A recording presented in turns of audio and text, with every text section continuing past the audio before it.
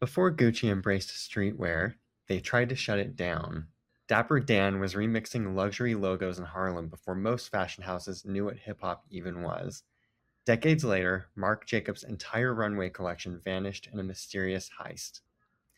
What do knockoffs, culture clashes, and a missing fashion line have in common? Well, stick around and find out. Underwear, alcohol, syphilis, murder, forbidden.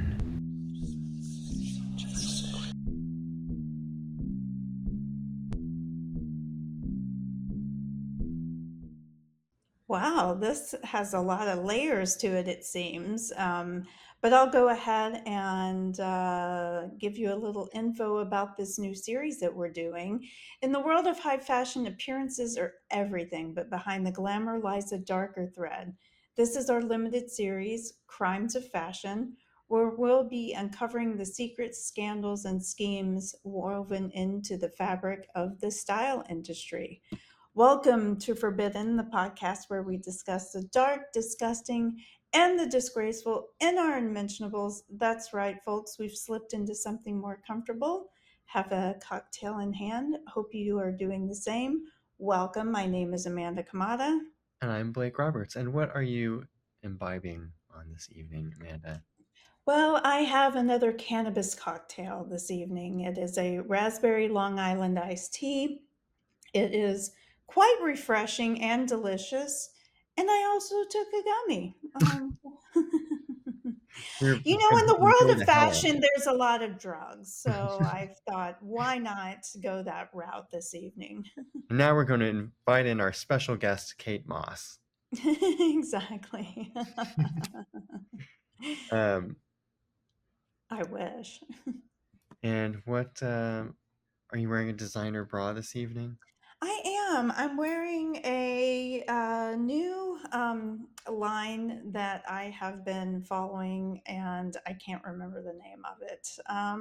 It is escaping me, and if I figure it out, it is a bralette, though, that is black and lacy, and I feel very sexy in it, which is what is supposed to happen when you're wearing designer lingerie. It is, and you can't see it because it's down there, but I'm wearing today Dior briefs Oh, very nice. in honor of our inaugural Crimes of Fashion episode. Yes, crimes of fashion. I actually just got back from the design district where all of the high fashion is located in Miami. I had to make a return, and I really wanted this dress, and it was an expensive dress. And so I went ahead and ordered it because I thought, oh my God, this is one of the prettiest dresses I've ever seen. And I thought that it was a reasonable price given, the craftsmanship and everything that was put into it. But alas, when I got it home, it was too big for me. Mm. And just, when things just don't fit properly, and it was such an expensive dress that it was one of those things where I wanted it to wow me and it didn't. Mhm. And so I think in order to spend a certain amount of money on any type of clothing article, you have to be wowed. And Yeah, I wasn't, so I just took it back.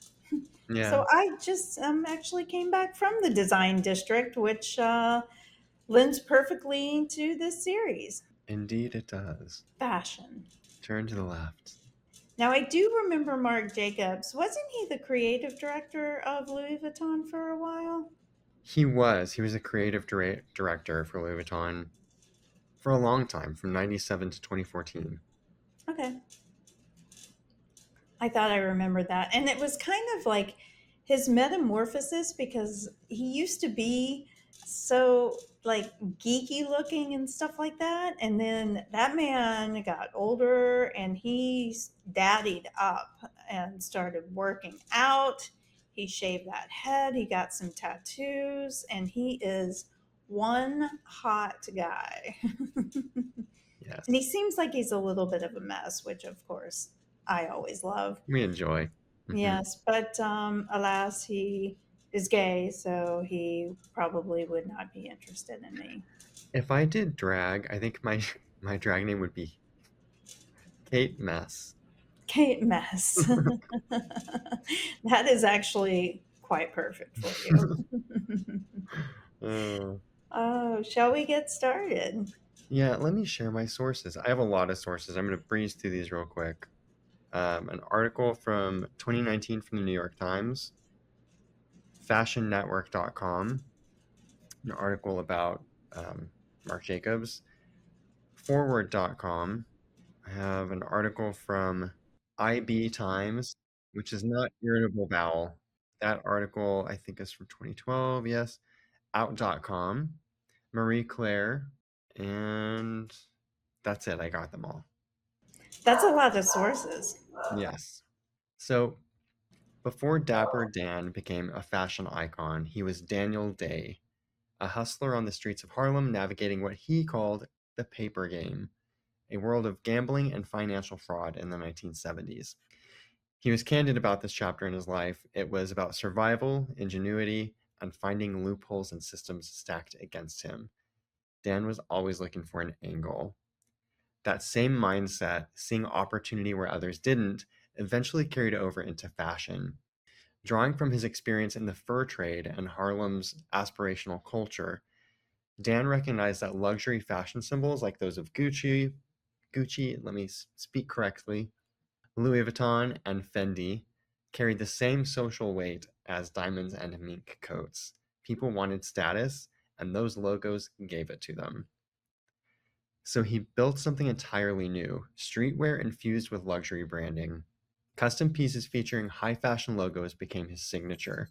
Reversible jackets lined with mink, Louis Vuitton tracksuits, full length coats that looked like luggage brought to life. It was flashy, bold, and instantly recognizable. And for the hip hop generation on the rise, it was perfect. Not everyone understood his vision. At that, I should say, at a time when middle class Black America was trying to separate itself from street culture, Dan's clientele, drug dealers, rappers, rule breakers, faced heavy criticism. Even within his own community, some mocked what they saw as fake Gucci, not realizing the revolutionary style they were witnessing. In 1992, Dan's boutique was shut down after a lawsuit from Fendi, accusing him of trademark infringement. Fashion houses saw his work not as art, but as theft. For the next 25 years, Dan disappeared from the mainstream, working underground with private clients. He wasn't featured in ads, few even knew what he looked like, but he remained a fixture for those who mattered: boxing champions, music legends, and Harlem royalty. So he just maintained his relationship in like sort of like a subculture sort of a way. Right, right. Then in a Because what he would do, right, is like take pieces of designer gear and then re retool them, redesign them into his own designs, put them into his own designs. exactly, I'll try to Okay. find some examples that I can like drop in for the visual here. In a twist that no one could have predicted, the industry that once tried to erase him came calling. In 2017, Gucci released a jacket that very closely resembled one of Dan's original designs. Critics called it cultural appropriation, Gucci called it an homage, but the controversy forced a reckoning and led to a collaboration. So Dan partnered with Gucci on an official menswear line and opened an atelier in Harlem bearing his name. So like finally gets his breakthrough after they Oh, so did this this is scam. where Dapper Dan came in. Yeah. Okay. Were you I familiar with Dapper Dan? Yeah, yeah. I had no idea the backstory of this, so it's I didn't really either. I yeah. remember the 2017 thing, but I had Mhm. no idea the history there, which is not shocking. Now that you like have the background of like why it's sort of hidden. Mhm. It's really a full circle moment for Dapper Dan, right? That his fashion's elite had finally embraced what Harlem had known for decades. His logo mania, as they used to call it, once condemned as counterfeit, was now seen as visionary. His designs, once scored as fake, became symbols of cultural reclamation. He often compared the impact of fashion logos to the power of hip hop beats. Just as rappers sampled old records to create something new, Dan took fashion's elite symbols and remixed them for his own world. He believed that symbolism, when filtered through Black culture, held transformative power. But as the industry embraced bold aesthetics and exclusivity, it also learned something Dan knew all along. Fashion has value beyond fabric. It is currency, and sometimes it gets stolen. In 2011, Marc Jacobs' entire spring-summer 2012 collection, all 46 looks, vanished without a trace. The pieces had been shown at New York Fashion Week and were en route from Paris to London, where they were scheduled for a press day at the Marc Jacobs store, but they never arrived.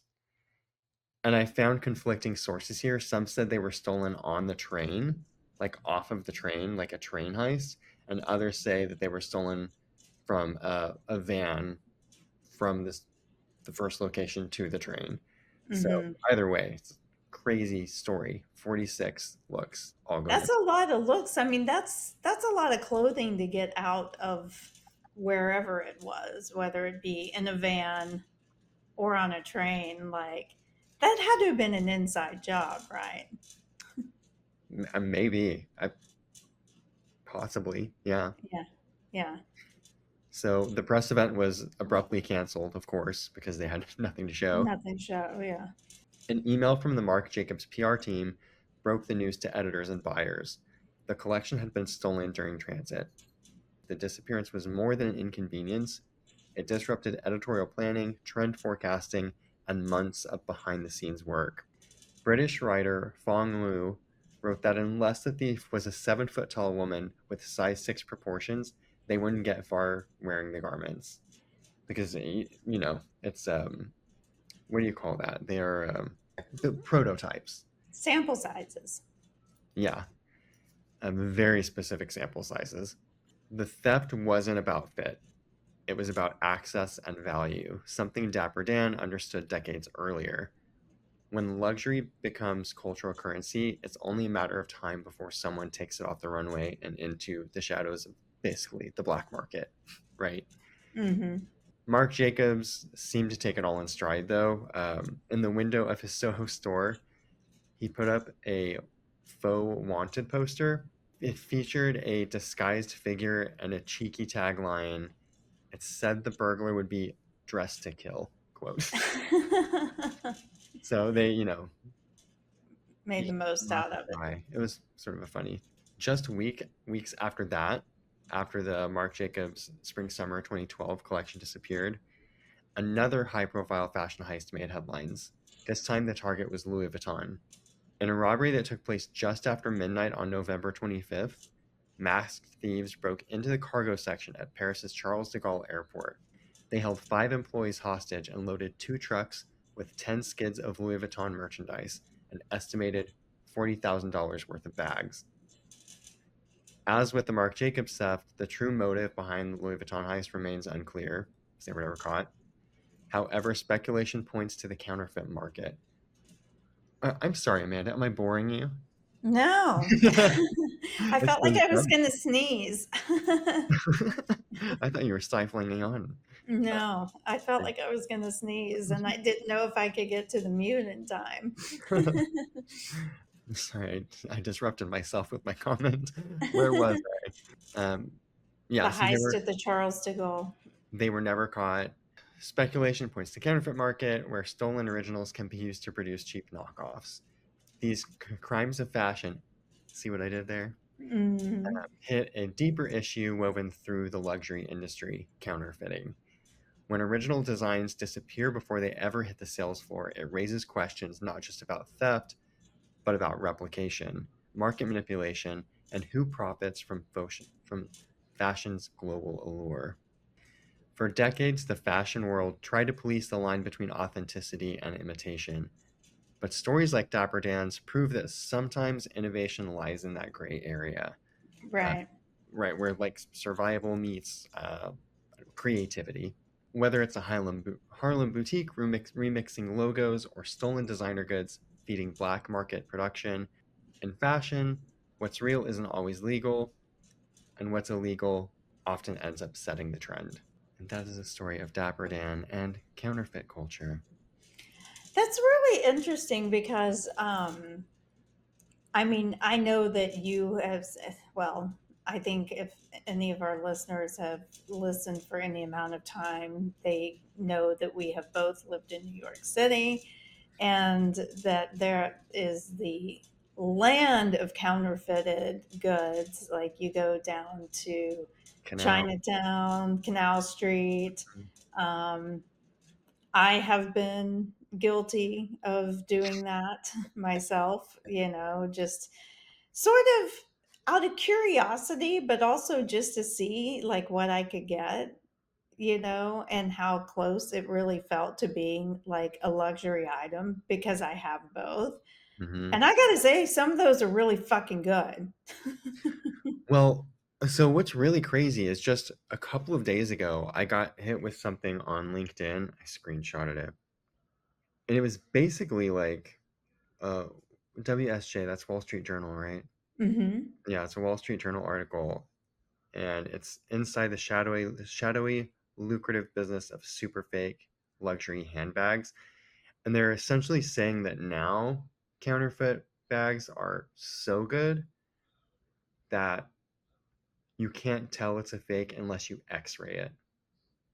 Oh, Like there's like wow. a level of counterfeit bags or counterfeit fashion accessories that have basically just matched um, the original, Mm, which sort of raises some interesting questions because if they're selling them at a deep discount, I think the number I saw was like a $5,000 bag being sold for $600. And if the quality is the same, you have to wonder like what are the margins? Because if $600 is still a profit for someone hmm. on that quality, like how much is that design? I mean, we know that the margins are wide, but Wide, very wide. I recall like even my sister worked in at a jewelry store during her high school years, like an upscale jewelry store, and she would talk about the markups just on jewelry and diamonds and stuff like that. It's just absolutely insane.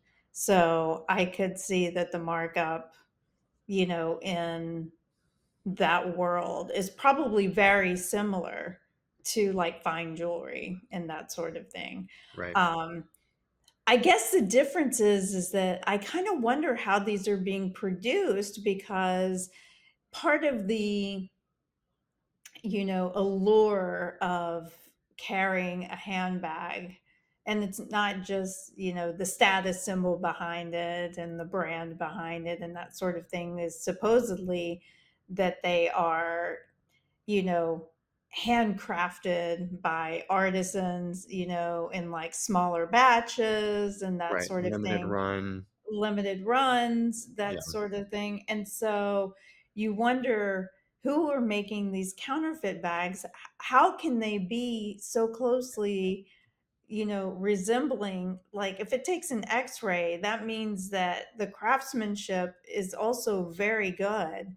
And, you know, it just like, where's the line of like total bullshit in all of this?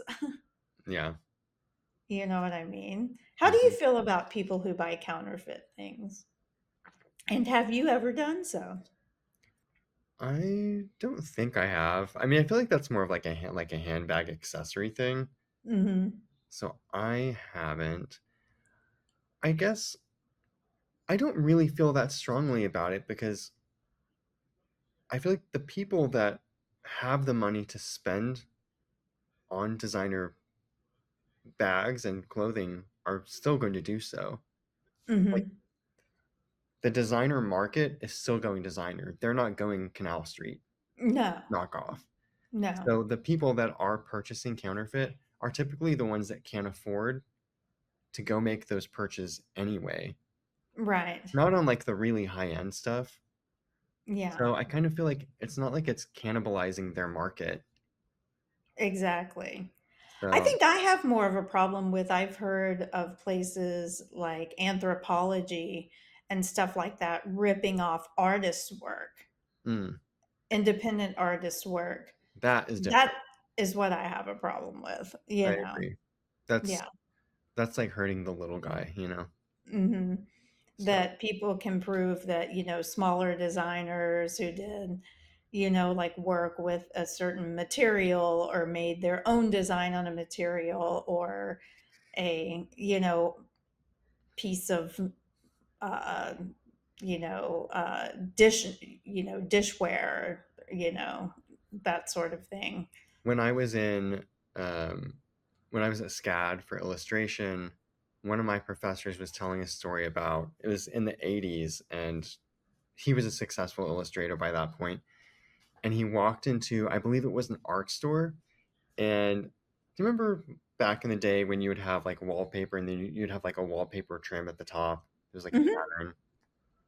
He went into this art store and they had a wallpaper trim that was his illustration that had been turned into a repeat. Wow. And I don't remember, Without his consent, I would yes, assume. without his consent. And I don't remember like what happened in that story and what the resolution was, but I remember thinking like that's crazy that Yeah.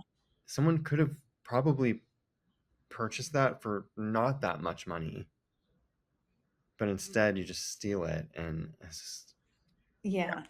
Yeah. drives me nuts. Yeah, it's pretty shitty, Mhm. especially, like in the anthropologies and stuff of the world. It's not like they're, doing that poorly to begin with. Right.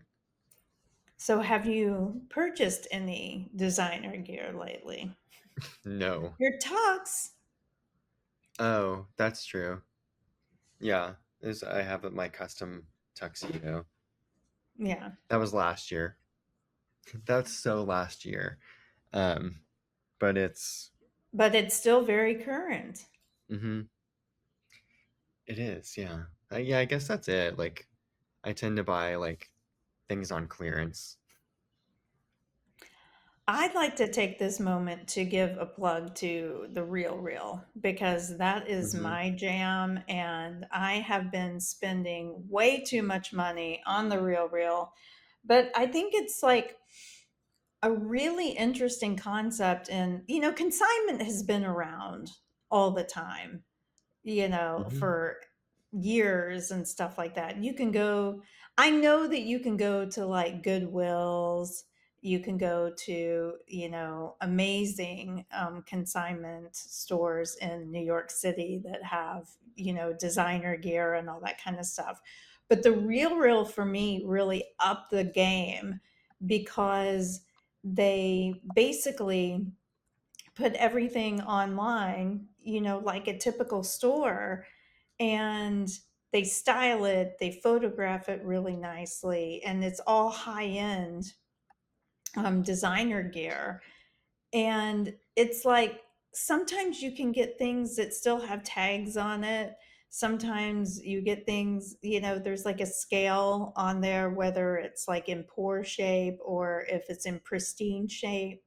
And I have found that it is a fantastic way to be able to afford, this designer gear. And a lot of it is very well made.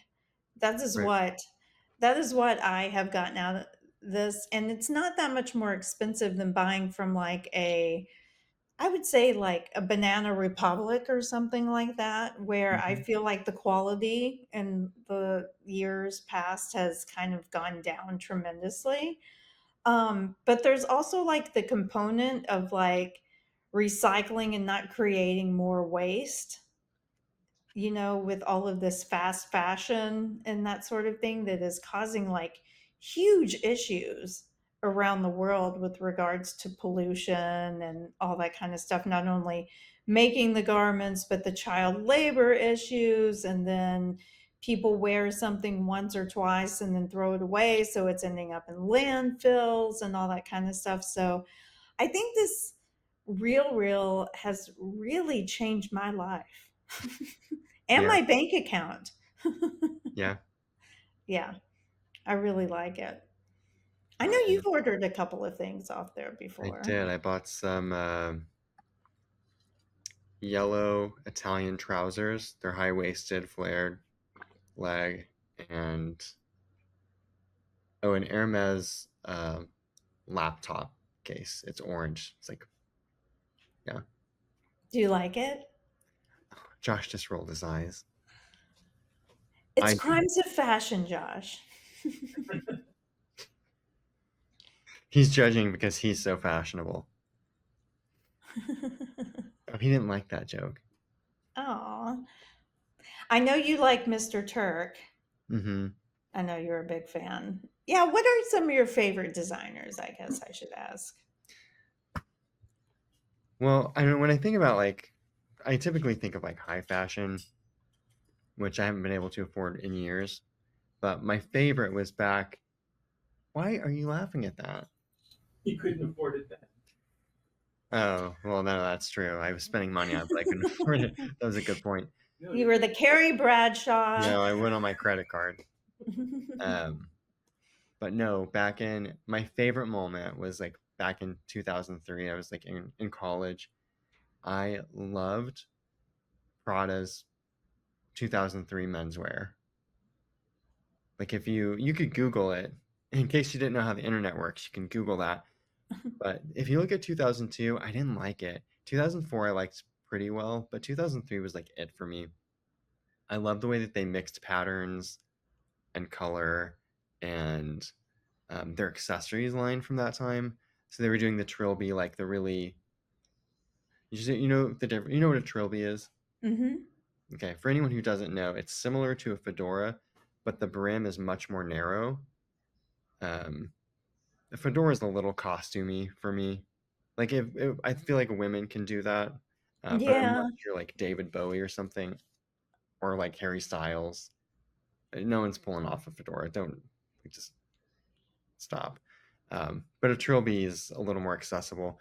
But they had a bunch of really interesting hats. I have a small collection of them of different materials and patterns and colors, and that was my favorite. But these days, yeah, I like Mr. Turk. I still like pattern and color. So Mr. Turk is fun. And then simpler things like this is from Bonobos or Bonobos, depending on who you're speaking to. I'm not really sure. Yeah, I don't have like a favorite, but how about you? What's your favorites these days?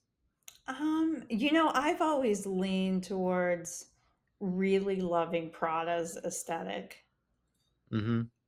for a number of years. And I just think that I like the simplicity of it, you Black know. Nylon. Yeah, black nylon. My first handbag that I ever bought was a Prada bag, and I bought it in Neiman Marcus in Las Vegas.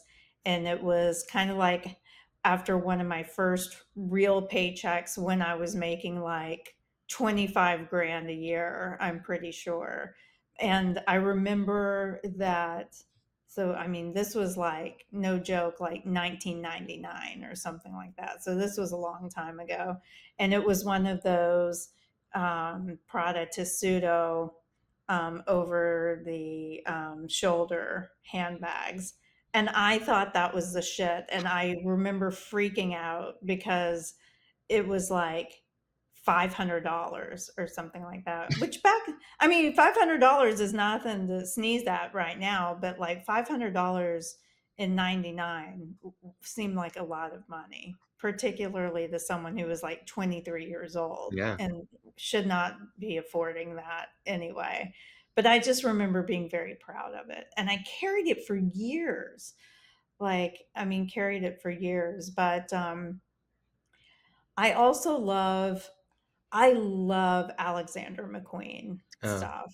mm-hmm. Love, love, love. Have never, and these are things that I've never been able to wear,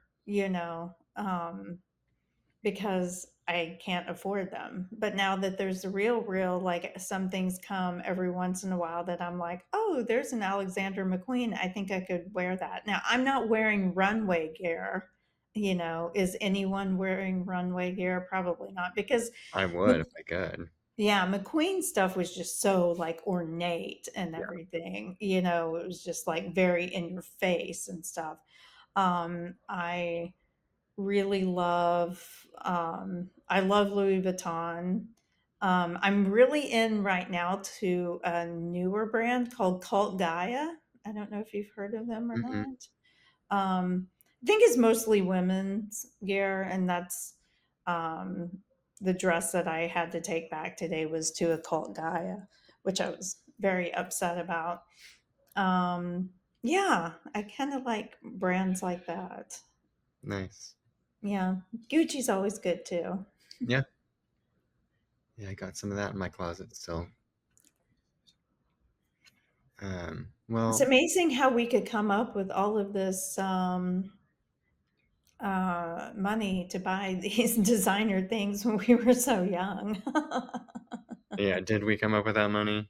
Or are we still paying for it? I was about to say, I think I might still be paying for it to Hmm. this day for a number of years. Yeah. Well, I'd be curious to know how other people feel about counterfeit culture. Hmm. So, leave us a comment below if you're on YouTube. Send us an email to hello@theforbiddenpod.com. Send photos, send nudes, Of course. and rate, review, and subscribe wherever you're listening. Share with friends. Share it with Cher. If she's listening, send this to Cher. Um, yeah, all those things. Where else can people follow along? Oh, they can follow along on the social sphere. Hello, or excuse me, at the Forbidden Pod.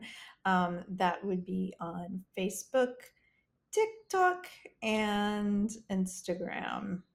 And then we have our website, www.theforbiddenpod.com, where you can see some vintage stories right now of our earlier episodes. Go to YouTube, though. YouTube is a great resource for this podcast. I think watching them are a lot of fun. So keep going to YouTube at theforbiddenpod.com. And I think we covered it all. Yeah. Yeah. Well, thanks for listening to me blabber on. Thank you for an education on Dapper Dan and that. Really, I mean, he was kind of hiding like a bootlegger for a number of years, you Hmm. know? It's pretty amazing, but quite hypocritical too of that whole genre who, you know, just slammed him down for years and made him go into hiding and all this kind of stuff. And then it's like, oh, we celebrate you. Yeah, Yeah. totally. Yeah. It's just fashion. Fashion. Would you like some hints? Yes. I forgot to do hints. So let me think of these hints. The hints are serial killer, July, Hmm. and Is it oh, I fashion? am fashion. And fashion. Yes. There. Yes. Serial killer, July, fashion. This is July. We're talking about fashion, and one of us is a serial killer. Find out next Oh, time. and one of it is another hint would be Princess Diana. Okay. Yes. So Blake, thank you for listening to my hints. Hints. Yes. And listeners, as always, we thank Thank you. you.